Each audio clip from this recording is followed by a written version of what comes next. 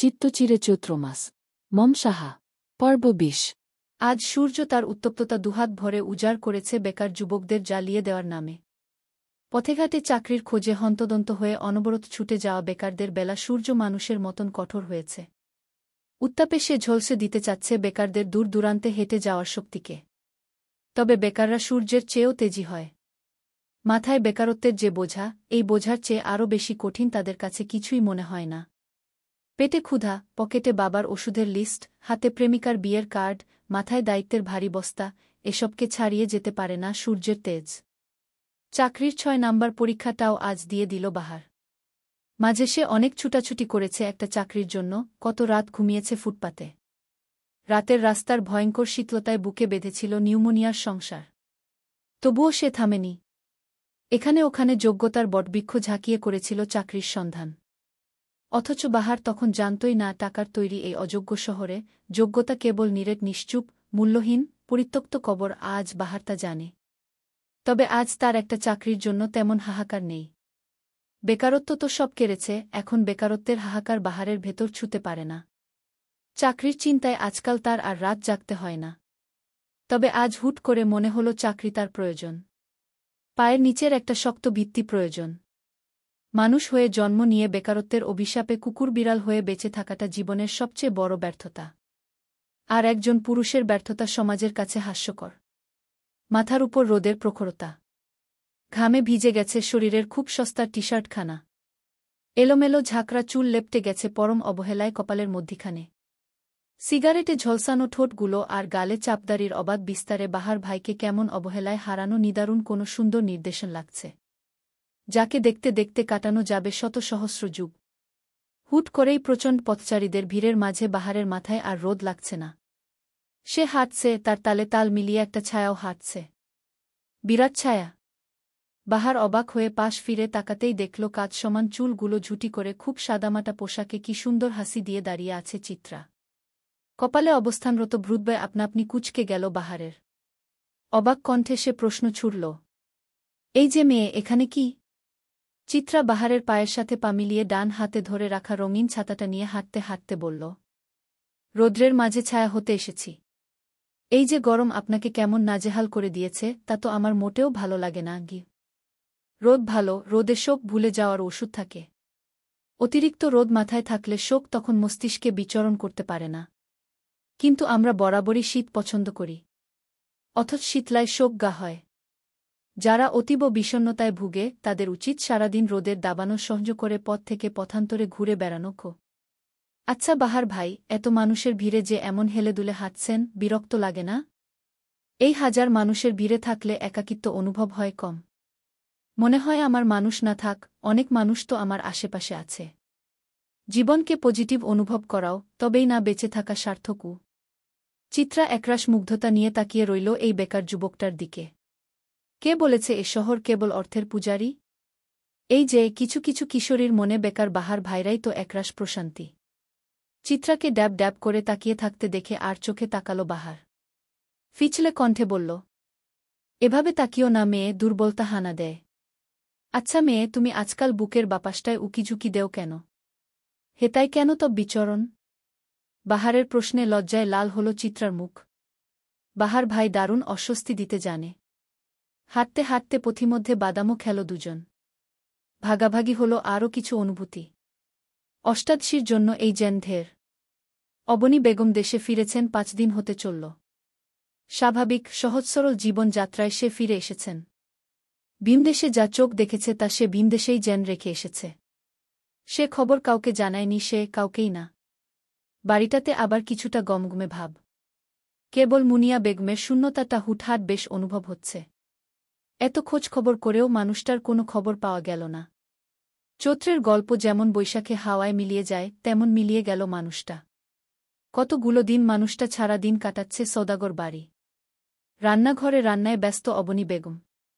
তাকে হাতে হাতে সাহায্য করে দিচ্ছে চিত্রা।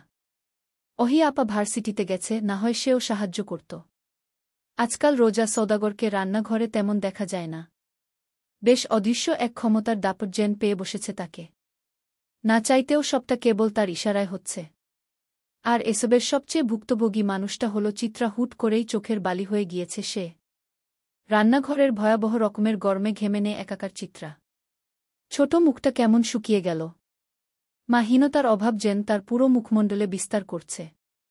বাড়ির সবচেয়ে অপ্রয়োজনীয় মানুষ দোয়েলের মায়া লাগল চিত্রার জন্য। সেই কিশোরী দোয়েল বেশ মায়া মায়া কণ্ঠে বলল, চিত্রা আপা, আপনি ঘরে গিয়া একটু গোসল করেন। কেমন ঘাইমা গেছেন? আমি তো আছি এখানে, চাচিরে আমি আগায় পিছাই দিমুগু। অবনী বেগমও চুলায় খুন্তি নাড়তে নাড়তে চিত্রার দিকে তাকাল।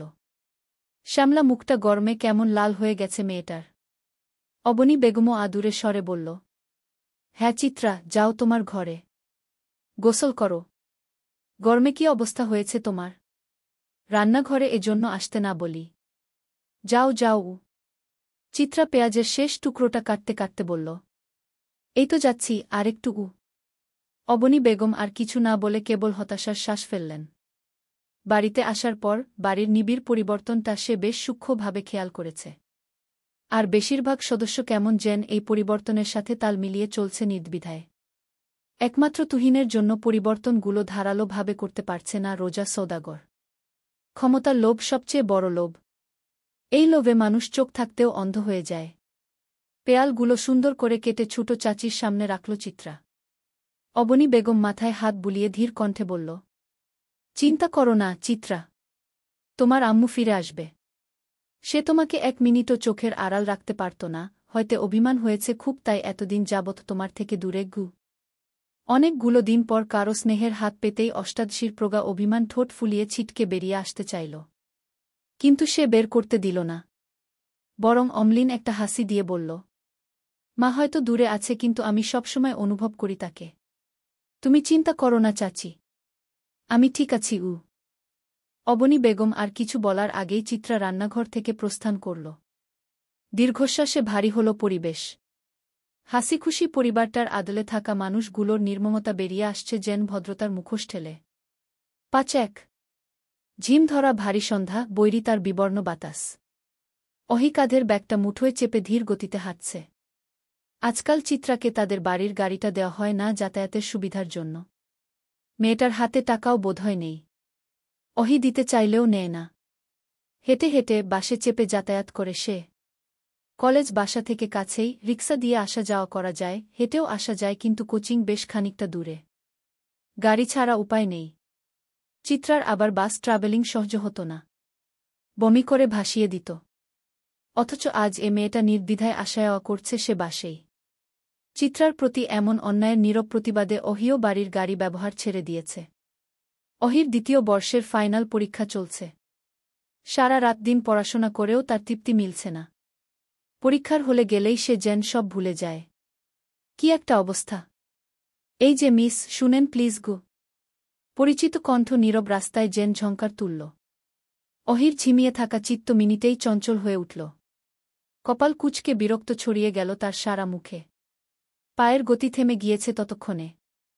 নীল রঙের পাঞ্জাবি পরা সুদর্শন নৌশাদ খুব দ্রুত এগিয়ে এল, অহির পাশাপাশি এসে দাঁড়াল। মুখে তার বিরামহীন সেই হাসিটা, কণ্ঠে মধুরতা। পাশে এসে দাঁড়িয়েই মিষ্টি হাসি বজায় রেখেই বলল, পরীক্ষা কেমন হলো শুনি? অহির চোখ মুখে তখন আধার করা বিরক্ত। কণ্ঠ ঝাঝালো করে সে উত্তর দিল, আপনাকে বলতে হবে। হ্যাঁ, বলতে হবে বলেই তো জিজ্ঞেস করা। নৌশাদের স্বাভাবিক উত্তরে অহির চোখে মুখে ধরা দিল বিস্ময়। লোকটা পাগল টাগল নাকি? ঝাঝালো কণ্ঠ আর স্বাভাবিক কণ্ঠের পার্থক্য বুঝে না নাকি? বিরক্ত হয়ে আবার নিজ গন্তব্যে হাঁটা ধরল সে। নৌশাদও পায়ে পা মিলিয়ে হাঁটতে হাঁটতে বলল, আপনি যেন কোনো ডিপার্টমেন্টের স্টুডেন্ট? সাইকোলজিগু। বাহ, তবে তো রীতিমতো মানুষের ভেতরের তথ্য বুঝার বিশেষ ক্ষমতা আপনার আছে, তাই না? নৌশাদের কথায় থামল অহি। বুকে দুহাত ভাঁজ করে বলল, হ্যাঁ আছে। বলেন, আপনার কি বলে দিতে হবে? নৌশাদ কতক্ষণ মিছে মিছে ভাবুক মানুষ হল। অতঃপর বেশ জয় একটা হাসি দিয়ে বলল, বলেন তো আমি আজ নীল রঙের পাঞ্জাবি কেন পরেছি? অহি নৌশাদের মুখের দিকে তাকাল। তারপর পা থেকে মাথা অবধি একবার চোখ বুলিয়ে কর্কশ কণ্ঠে জবাব দিল, আপনি বিশেষ কোনো কারণ ভেবে নীল রংটা পরেননি। হুট করে মন চেয়েছিল তাই পরেছেন। আর কিছু? নৌশাদ বেশ অবাক হল। বিস্মিত কণ্ঠে বলল, বাহ, বুঝলেন কিভাবে? কারণ যখন কেউ শুনে আমরা সাইকোলজি নিয়ে পড়াশোনা করছি তখন তারা আমাদের অভিজ্ঞতা যাচাইয়ের জন্য হুট করেই একটা অহেতুক প্রশ্ন করে, যে প্রশ্নের উত্তর হয়তো বিশেষ কিছু না, অথবা তাদের জানা নেই এমন কিছু গো। অহির আর চোখে তাকিয়ে উত্তর বলার ভঙ্গিমাটা বেশ উপভোগ করল নৌশাদ। হাসিরা আরও বিস্তৃতি লাভ করল। সে কণ্ঠ খাদে নিয়ে বলল, আমার মায়ের আপনাকে পছন্দ হয়েছে জানেন? নৌশাদের কথায় হুট করেই হেসে উঠল অহি। হাসতে হাসতে বলল, আহা, ভর সন্ধে বেলা মিথ্যা বলছেন কেন? নৌশাদ বেশ অবাক হল, তবে কণ্ঠে গো ধরে রেখেই বলল, না সত্যি এটা গু। উহুম, মিথ্যে এটা গু। কিভাবে বুঝলেন? নৌশাদের বিস্মিত অবস্থা দেখে অহির হাসি স্রোত বাড়ল। হাসতে হাসতে সে বলল, সাইকোলজির ক্ষুদ্র ক্ষুদ্র হিসেব আমাদের জানা আছে। আপনি সচরাচর হাত দুলিয়ে কথা বলেন, মানে সত্যি কথাগুলো। অথচ এই কথাটা বলার সময় আপনার দুহাত স্থির ছিল আর চঞ্চল হাসিটা কেমন গুমট ছিল। খুব সম্ভবত আপনার মায়ের আমাকে পছন্দ হয়নি এমন কথা সে আপনাকে জানিয়েছেন, যার দরুন আপনি আমাকে উল্টোটা বলে পরীক্ষা করছিলেন। না হয় এমন একটা কথা আপনার মাথায় এত দ্রুত আসত না আগে। নৌশাদ অবাক চোখে তাকিয়ে রইল কেবল। মেয়েটা দারুণ বুদ্ধিমতী। সত্যিই নৌশাদের মা আজ কথায় কথায় অহির উচ্চতার কথা বলেছে। ছোটখাটো অহির উচ্চতা মহিলার বেশ অপছন্দ হয়েছে, সেটাই জানিয়েছেন। নৌশাদকে চুপ মেরে যেতে দেখে অহি গম্ভীর কণ্ঠে বলল, আর কিছু বলবেন মিস্টার? আপনাকে আমার ভালো লাগে সেটা জানেন? অহি ভরকাল না নৌশাদের এমন কথায়, বরং বেশ স্বাভাবিক কণ্ঠে বলল, এটাও মিথ্যে গু। নৌশাদ অবাক হল। মাথা দুলিয়ে বলল, না, এটা সত্যি। না হয় এভাবে আপনার পিছু নিতাম বলুন? সে তো আপনি আমাকে জানার আকাঙ্ক্ষা থেকে পিছু নিয়েছেন, ভালো লাগা থেকে না গি। নৌশাদের চলন্ত পা আবার থেমে গেল। হ্যাঁ, এটা ঠিক যে অহিকে জানার ইচ্ছেটা তার ভেতর আছে। কিন্তু পরেরটাও তো সত্যি। কিন্তু অহি তা মানতে নারাজ। কয়েক প্রকার বাকবিতণ্ডার পর নৌশাদ মুখ ছোট করে বলল, আপনার সাইকোলজি সব দিয়েছে, অনুভূতি বুঝার ক্ষমতা কি দেয়নি? চিত্রা হাসতে হাসতে বলল, আমার সাইকোলজির মতে নৌশাদ সাহেবের অনুভূতি বেশ স্বল্প। আর এত স্বল্প অনুভূতি জাহির করা বোকামি গু। আপনি পাষণ্ড উ। কথা খানা বলেই উল্টো দিকে হাঁটা ধরল নৌশাদ। অহি হাসতে হাসতে নিজেকেই নিজে বলল, ভালোবাসার মানুষকে অবধি ভালোবাসা ছেড়ে দিলাম, পাষণ্ড না হলে কি পারতাম? আপনি তো দুদিনের অনুভূতি নিয়ে আসছেন গু। ছোট শ্বাস ফেলে দুগদম এগিয়ে যেতেই কেউ ছুটে এলো তার কাছে। অহি অবাক হয়ে পাশের মানুষটার দিকে তাকাল। ফর্সা নৌশাদ সাহেবের মুখ লাল হয়ে গেছে দৌড়ানোর কারণে। সে বুক ভরে শ্বাস নিচ্ছে, অথচ মুখে আগের হাসিটা। হাঁপাতে থাকা অস্থির কণ্ঠ নিয়েই সে বলল, আচ্ছা, আপনার সাইকোলজি মতে আপনাকে পটানোর কিছু ট্রিক্স দিবেন? অহি অদ্ভুতভাবে কতক্ষণ তাকিয়ে থেকে হা হা করে হেসে উঠল। সেই হাসির ঝঙ্কারে নৌশাদের সাথে মুগ্ধ হল নিশ্চুপ রাস্তাটাও। ৫-২ সন্ধ্যার নাস্তার আয়োজনে মুখরিত ড্রয়িং রুম। চিত্রা আর দোয়েল মিলেই আয়োজন করেছে। তুহিনও আজ বাসায়। সবাই সোফায় বসে আছে, কেবল চাঁদনি আপা বাদে। আপা বোধহয় ঘরে। চিত্রা যখন নাস্তার প্লেটটা টেবিলের উপর রাখল তখন তুহিনের গুরুগম্ভীর কণ্ঠ ভেসে এল, চিত্রা, আর কিছুদিন বাদে না পরীক্ষা? তুই এসব কেন করছিস? চিত্রা নাস্তার প্লেটটা টেবিলে রেখে বড় চাচির দিকে তাকাল। বড় চাচি তাকে পড়ার টেবিল ছেড়ে উঠিয়ে এনেছেন বিকেলের নাস্তা তৈরি করার জন্য। এখন এটা ভাইজান জানলে হয়তো তুলকালাম হতে পারে, তাই সে চুপ করে রইল। তন্মধ্যেই পরিচিত কণ্ঠ ভেসে এল, ওমা তুহিন, তোমার মা নেই এখন বাড়িতে, এই সুযোগে চিত্রাকে একটু কাজ শিখাতে হবে না? বলো।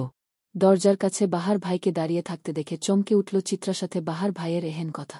কিঞ্চিত ভরকে গেল উপস্থিত সবাই, কেবল হতভম্ব চোখে তাকিয়ে রইল তুহিন। অবাক কণ্ঠে বল, কাজ শিখাতে হবে মানে? ওর আবার কিসের কাজ? পড়াশোনা আছে না? পড়াশোনা আছে নাকি? আমি ভেবেছি তোমাদের মা যাওয়ার সাথে সাথে ওর পড়াশোনাটাও নিয়ে গেছে। না হয় মানুষের হুকুমে এমন উঠবোস করত। বাহার ভাই সচরাচর আসে না বাড়ির ভেতরে। আজ এসেই এমন অদ্ভুত কথা বলছে যার দরুন অবাক হয়ে তাকিয়ে আছে তুহিন। সে যেন কিছুই বুঝতে পারছে না। একবার বোনের দিকে আরেকবার বাহার ভাইয়ের দিকে তাকাচ্ছে। অবস্থা বেগতিক দেখে রোজা সদাগর বোকা বোকা হেসে বল, আরে কি যে বলো না বাহার, তা তুমি এখানে যে বিশেষ কাজে এসেছ? আমি কি বলি না আন্টি? যা সঠিক তাই বলি। চোখ থাকতে অন্ধ হওয়াটা তোমায় মানায় না তুহিন। তোমার বোন কি করছে না করছে, কে কি করাচ্ছে খোঁজ রাখো। ভাই হয়েছ তো দায়িত্ব কেন অবহেলা করছ? মায়ের হারানোতে ব্যথিত হয়ে বোনের সুখ তো সব উড়িয়ে দিচ্ছ। অথচ মেয়েটা সুখপ্রিয়। বহুদিন পর কেউ চিত্রার হয়ে কথা বলল। এই অনাকাঙ্ক্ষিত আনন্দে চোখে অশ্রু জমল। মাথা নত করে সে লুকিয়ে রাখার চেষ্টা চালাল সে অশ্রু। তুহিন বুদ্ধিমান ছেলে, সে ততক্ষণে বাড়ির ভেতরের পরিবেশের কথা কিছুটা আন্দাজ করে ফেলেছে। চেয়ার ছেড়ে সে উঠে দাঁড়াল। চিত্রার কাছে গিয়ে মাথায় আদুরে হাত বুলিয়ে শক্ত কণ্ঠে বলল, কিরে চিত্রা, তোকে দিয়ে কাজ করাচ্ছে কে? বড় চাচি নাকি ছোট চাচি, নাকি ফুপি? কে বল? চিত্রা ছোট মানুষ, আদুরে ভাব তার শরীরে তো এখনও আছে। সে ভাইজানের বাহু আঁকড়ে কেঁদে দিল। আপন মানুষের পরিবর্তনের নির্ব অভিযোগ যেন জানাল ভাইকে। তুহিনের রাগ চড়ে বসল মাথায়।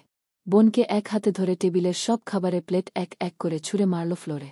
চূর্ণবিচূর্ণ হয়ে ভেঙে গেল সেসব প্লেট। কাচের গ্লাসটা বড় চাচির পায়ের সামনে আছাড় মেরে আঙ্গুল উঁচিয়ে চিৎকার করে বল, আপনাদের যদি কাজ করতে মন না চায় তবে নতুন কাজের লোক নিন। একজনের জায়গায় দুজন নিন। আপনাদের সাহস কিভাবে হয় আমার বোনের উপর এসব হুকুম তালিম করা? কে আপনি? সাহস কি করে হলো আপনার চাচি? তুহিনের এমন রাগে উপস্থিত সবাই ভীত। কেবল স্থির রইল বাহার। মাঝে মাঝে কিছু কথা সঠিক মানুষের কানে দিতে হয়। বড় চাচিরও ততক্ষণে অপমান আকাশ ছুঁয়েছে। সে দাঁত কিরমির করে বল, তুহিন, ভদ্রতা ভুলেছ? কাকে কি বলছ তুমি? আর তোমার বোনকে কাজ করাবো না কেন? সে কোনো রাজপ্রাসাদ থেকে আসেনি। রাজপ্রাসাদের মেয়েরা তো অন্যদের বাড়িতে মানুষ হয় না, তাই না? সামান্য একটা ব্যাপারকে এ মেয়ে কি বিশ্রী করে তুলল? স্বার্থপর মেয়ে। টেবিলের কাচের উপর গ্লাসগুলো ফেলে ভেঙে চুরমার করে ফেলল সব এক নিমিষেই তুহিন। বড় চাচিকে আঙ্গুল উঁচিয়ে বলল, আপনি তো কোনো রাজপ্রাসাদ থেকে আসেননি। আপনার বাপেরও কোনো জমিদারি ছিল না। কন্যার ভার সামলানোর ক্ষমতাও তার ছিল না। বস্তিতে থাকতেন এক রুমের খুপড়িতে। ভুলে গেছেন অতীত। আবার আমার বোনকে নিয়ে আপনি বাজে কথা বলছেন। পেটে ঘি পড়তেই পান্তা ভাতের কথা ভুলে ক্ষমতা দেখাচ্ছেন। অপমানে গা ঘিন ঘিন করে উঠল রোজা সওদাগরের। ছেলেমেয়ে দুটোকে কি সে কম ভালোবাসা দিয়েছিল? অথচ আজ কি কথা বলছে তারা? তন্মধ্যেই নুরুল সওদাগর সশব্দে চর বসালেন ছেলের গালে। এই প্রথম সে তার ছেলের গায়ে হাত তুলল। অফিস থেকে এসে ছেলের এমন রূপ দেখেই মূলত সে হতভম্ব।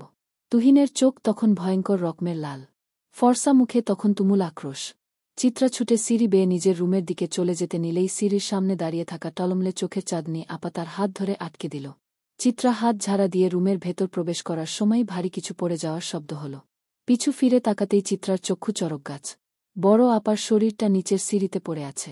ভারী পেটটা ধরে তার হৃদয় বিদারক চিৎকার। রক্তে রঞ্জিত হল সাদা ফ্লোর। চলবে।